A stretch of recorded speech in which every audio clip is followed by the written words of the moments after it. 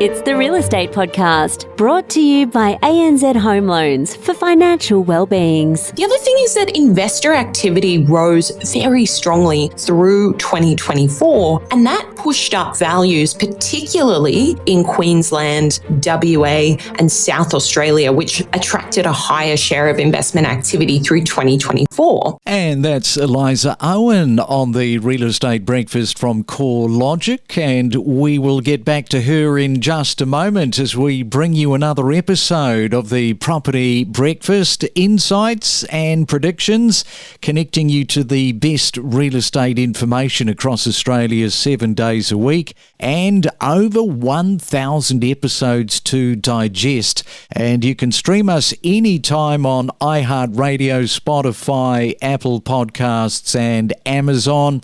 Hope your weekend was a good one. Back into another Monday, but it's an exciting Monday. February the 7th. Why is it exciting? Well, the RBA cash rate announcement is coming up tomorrow afternoon. Almost there, hanging on with those mortgage repayments. If that is you, the Reserve Bank of Australia hopefully is going to bring you some good news. Anthony Landau will be here tomorrow afternoon as we break that information down the second that it is announced. Well, let's welcome back from CoreLogic Eliza Owen for the first time in 2025. And good morning to you, Eliza. Exciting times, eh? The RBA tomorrow. Exactly. Thanks so much for having me. I'll certainly be watching that meeting outcome closely as a mortgage holder myself. I can't wait for some good news. Yes, lower interest rates in 2025 could supercharge Australia's housing market. That's what we're going to talk about this morning. This is interesting. You guys talked about this. Historically, for every 1% rate drop, national dwelling values increased by 6.1%. Tell us more about that. Sure. So probably worth just looking at how we came up with this analysis as well. We wanted to understand housing market performance in periods of no cash rate change and also when the cash rate was moved lower. So we looked at the CoreLogic Home Value Index nationally as well as for submarkets across Australia for 3 periods during the 2010s because that's where we could observe the Home Value Index under about 6 months of a steady cash rate and 6 months following rate reductions. And from that, we found that when the mortgage rate comes down off the back of cash rate reductions, we find that people can access more finance, there's generally more purchases, and it pushes up demand for housing, so it pushes up prices as well. And so that's where we get that 6% increase in national home values for every 1 percentage point cut in the cash rate. Of course, in reality, the RBA doesn't cut the cash rate by 1% at a time. It's more likely to be 15 or 25 basis points when they do eventually make the first move. Yeah, these numbers are pretty interesting. If you look at Sydney and Melbourne, they're expected to benefit the most from rate cuts. In fact, you guys broke this down. Some suburbs like Leichhardt have historically seen house values jump by 19% following a 1% cash rate drop. So again, tell us a little bit more about that. Sure. So the most sensitive markets to cash rate changes tend to be in Sydney and Melbourne, and they tend to be pricier parts of those cities as well, potentially because people have to go into more debt to buy into expensive markets. So the cash rate is obviously a big influence there. And for a lot of these markets in Sydney and Melbourne as well, they have a relatively high concentration of investment activity, high wealth and high income individuals buy into these markets. So with the cash rate and mortgage rates determining the holding costs and return on investment properties, it can be a big influence as well. For an area like Leichhardt, we see that values are also more sensitive to rates going up, as we've seen in the past couple of years, where values are down about 7% from their recent high. That also stands to make them more likely to benefit from a cash rate reduction. Well, we should go to Brisbane, have a look at what's happening potentially there with any rate cuts, because Brisbane's most expensive suburbs do tend to react strongly to falling interest rates, excluding Browns Plains. I see you guys are saying that all top-performing house markets had 1 million plus median values when rates were previously cut. That's right. So again, kind of reiterating the idea that it is the more expensive pockets of the market that are more responsive to changes in interest rates. So some of the regions in Brisbane that are going to potentially see the most benefit from a rate reduction include Brisbane's popular inner north, which has a median house value of 1.6 million. Because we did do the analysis based on movements in the 2010s, we do have to recognise that going forward, the 2020s is a different environment. Interest rates might move lower this year, but they're not likely to go down to their pre-COVID decade average in the 2010s, and affordability has become a lot more of a constraint for Queensland in particular.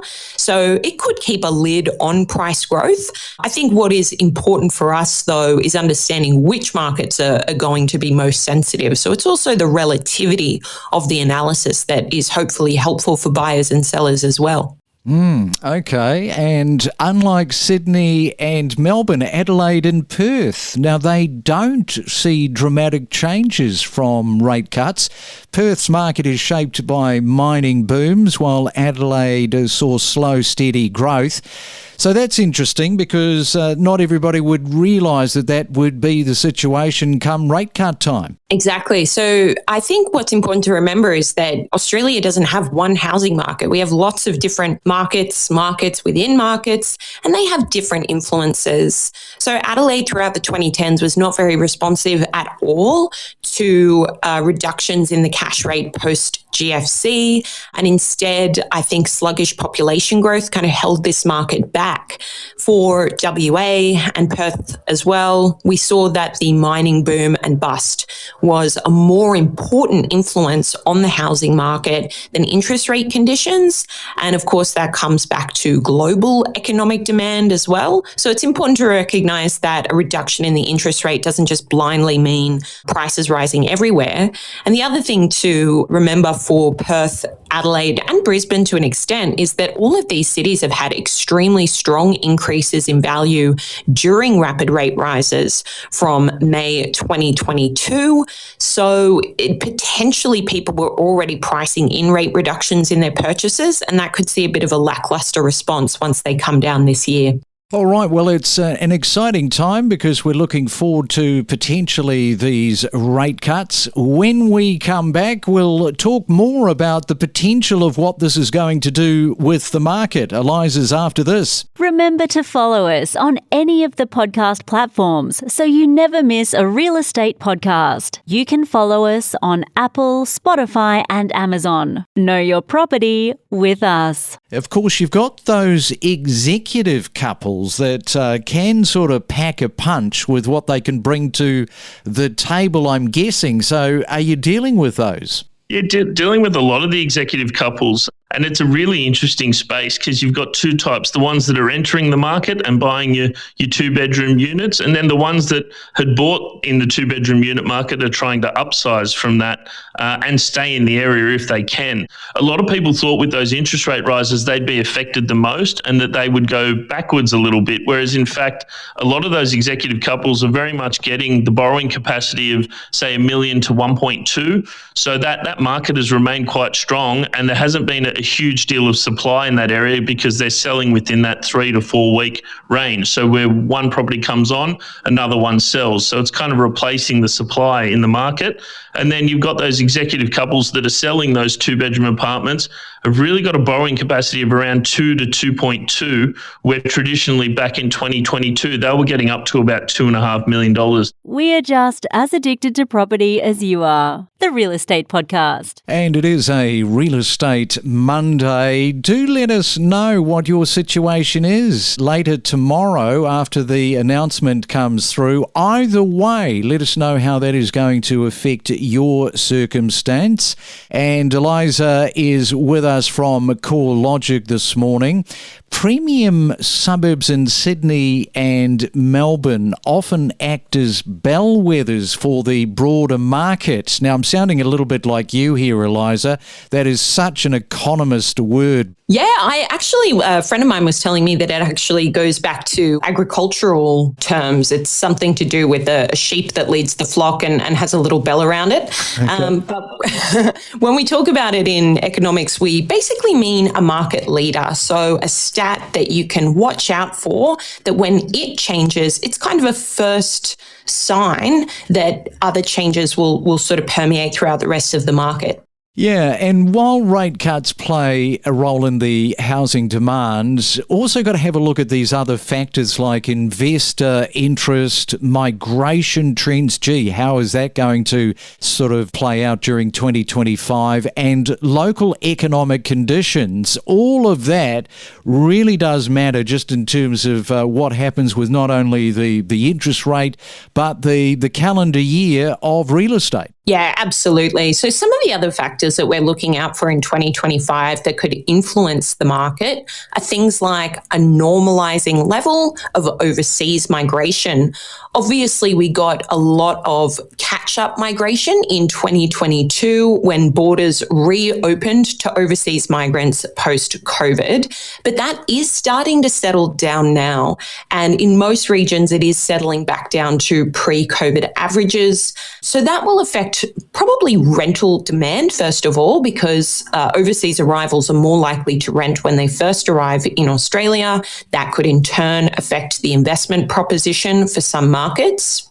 The other thing is that investor activity rose very strongly through 2024, and that pushed up values, particularly in Queensland, WA, and South Australia, which attracted a higher share of investment activity through 2024. Now, investors, believe it or not, have affordability considerations as well. There will come a point where prices get too high that the house or unit doesn't deliver the same kind of return that it may have done over the past few years. And for that reason, we think investor activity could be a little softer, particularly in those states through 2025, even if interest rates move lower. Yeah, I think the investors are going to be a cohort to watch with a lot of interest. Okay, so as we mentioned, it is all happening tomorrow afternoon. Got to get a prediction from you, Eliza. Which way do you think it's headed? Oh, look, I think there's a greater likelihood that the RBA will move the cash rate lower than not. And that's come off the back of an incredibly good inflation report for Q4, which shows inflation continuing to ease. Core inflation was actually lower than where the RBA expected it to be at the end of last year. And we've also seen in the labour market, even though the unemployment rate remains low, the wages growth is starting to moderate, and there is some sign that the labour market is coming into a better balance of supply and demand. So that's going to give the RBA some confidence as well. So I'm hoping for good news. I've been wrong before, but we'll see how we go. Well, let's hope it is good news because, as you say, you would like to be paying a little bit less with your mortgage, as would everybody else up and down the country.